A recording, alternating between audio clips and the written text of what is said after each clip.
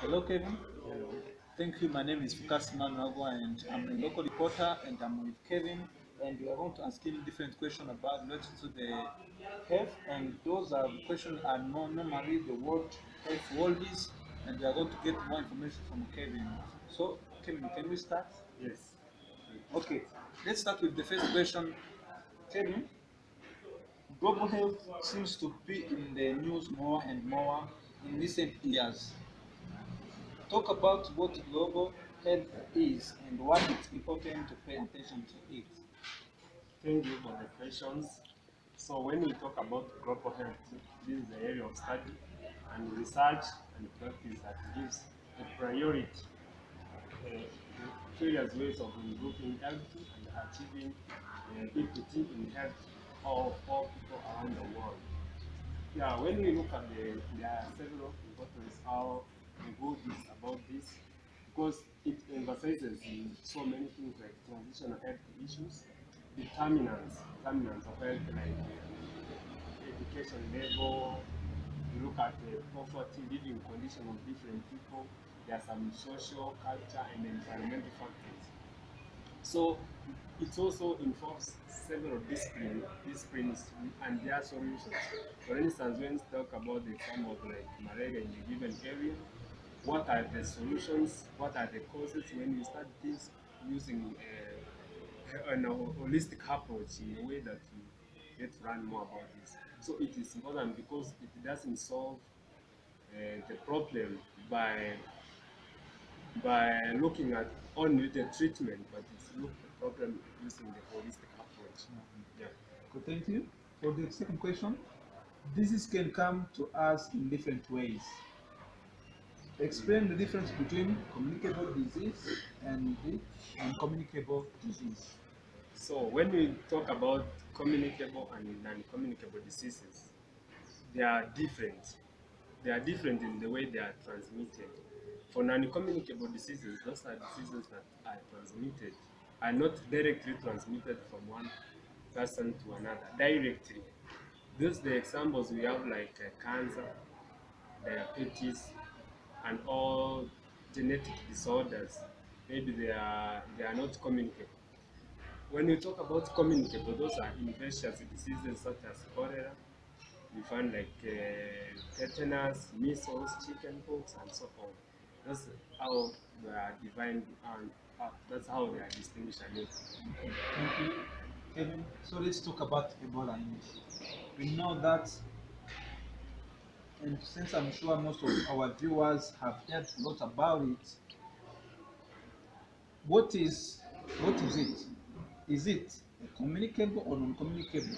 How do people get it? So when you talk of Ebola, Ebola is one of the highly infectious disease. It's highly communicable. It can be transmitted from one person to another. Ebola is a viral disease caused by infections. There are different types of Ebola depending on the places you are found, like the one in DRC and the one in Southern Sudan. They have different viruses that cause in them.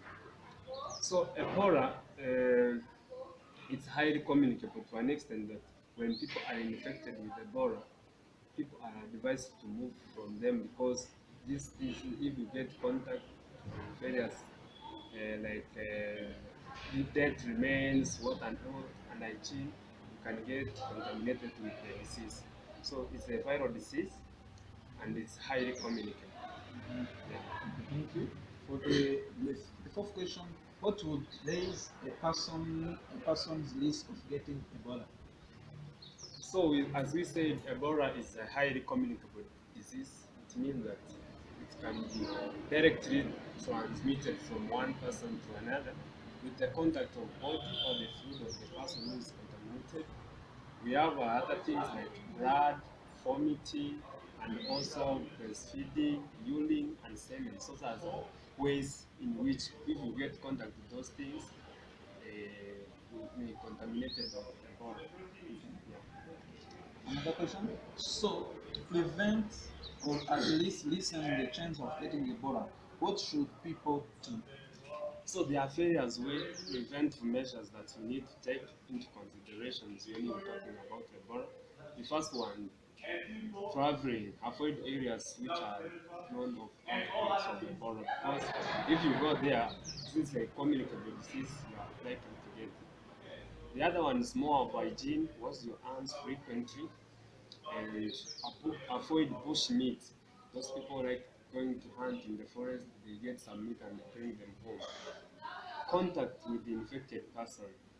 So there's, if you get contacted with the person who has the disease, you are also like the likelihood of you getting is very high. Don't handle the remains. Some people tend to handle the remains of the people who have died, animals, and so on. They can contract the disease. And finally, follow infection control procedures. There are various procedures that have been made by the experts about the way you can avoid the contradicting the disease. Yeah. Thank you. So let's go to the next question. Outbreaks such as the one related to Ebola can generate a lot of rumors and misinformation and even panic about what the disease is, how it is transmitted, and how likely people are to get it. Talk about the need for educating people about facts and myths. I think that is a good idea because outbreaks sometimes create certain myths and misconception about the disease, the way it's spread, and the way even the way it affects people in different ways, signs and symptoms. So the best way people should know accurate information and timing before like an outbreak comes. There should be like people on the ground who are informing people about the disease, ways they can control them, or ways they can avoid being contaminated with the disease. Because some people, most people take meat as true because and they tend to more to avoid facts about a certain disease. Like we were talking about Ebola. Some people may there's a myth that if they don't know that this disease is highly communicable or it can be transmitted from one person to another. So some people may think maybe you are stopping me from traveling because it's my right and so on without knowing that maybe this is the mode of transmission, it's through air or something of that kind. So I think the issue about here is about training and informing people in advance so that they can have the information and they can know the various ways to avoid the diseases and the ways to manage the outbreaks. Thank you.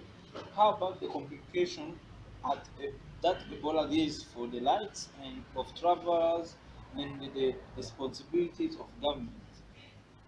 Cassie Cox, for example, a nurse from Maine who returned to the States following a trip to Western Africa in the fall of 2014, promptly had quarantine-related restriction thrust upon her, restriction that she was very much against. Briefly describe the difficulty of balancing individual rights and government responsibility.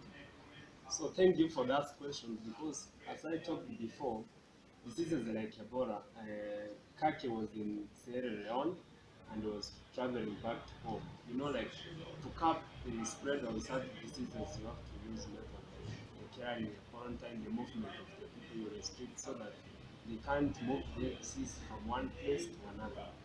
So there is this issue of balancing individual rights and the government responsibility. As we know, you can have different rights that you think like Kaki can say I have the right to travel from West Africa back to my home.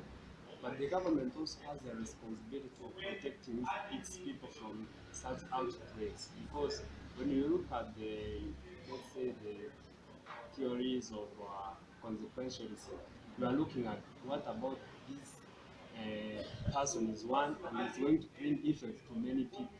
Those, if we bring the, let's say for is in Maine, from that time, if it's having the virus, meaning it's going to contradict the virus to many people and so on. So it will be so hard for the government to control the spread and what, and it will have to mobilize money resources. So sometimes balancing individual rights and government responsibility becomes hard because of priorities that are in place.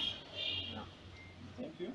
let's talk about smoking and tobacco use, which is considered a big world health problem and raises similar issues to Ebola in terms of rights and responsibilities. Just about everyone knows that smoking harms health. What does it do to the body? So, as we know, tobacco contains a substance called nicotine. Nicotine is dangerous to our health, as we know, because there are some effects of tobacco that we should take into consideration, like the cancer, pregnancy complication for those mothers who are smoking. There is also the risk of chronic obstructive pulmonary diseases, like in the lungs, find that someone has contracted some diseases because of the nicotine chemical. There are people who are likely to suffer heart diseases, which also is a problem. Those are health issues associated with smoking of tobacco. Yeah. Okay, let's go for the next question. What about second-hand smoke? Explain what does it and how it affects people. So when we talk about second-hand smoke, here we are talking about passive smokers. Those are people, they don't smoke actively, but they receive the particles of nicotine from their friends or the areas where they are, maybe because of pollution and so on. So those people, they are also likely to suffer some consequences which are almost similar to their friends who are active smokers. For instance, the risk of cancer and some diseases like coronary heart diseases. Yeah, they are likely to contradict that is because the small amount, the percentage that taking day in, day out, it's going to increase and it's going to increase the poisonous substance, nicotine in their body that will contradict diseases such as cancer and so on. Okay, thank you. Yeah. People don't typically think of tobacco as a drug like heroin or cocaine, but the addiction it creates it is strong, isn't it? Yes, So do we think of tobacco use as a form of substance abuse? absolutely, I can say yes. Because when you look at substance abuse, here we are looking something that creates harm to the person using it and others. As we have seen that this smoking of tobacco doesn't cause harmful to the people who are consuming it. It can also cause to those people who are not consuming the same tobacco. And there are some social effects of people who are smoking to their families and so on.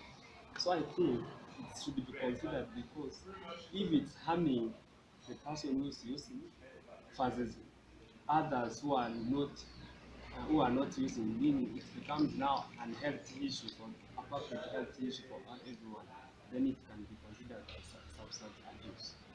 Thank you, Kevin, for talking to us. Yes. Okay, thank you.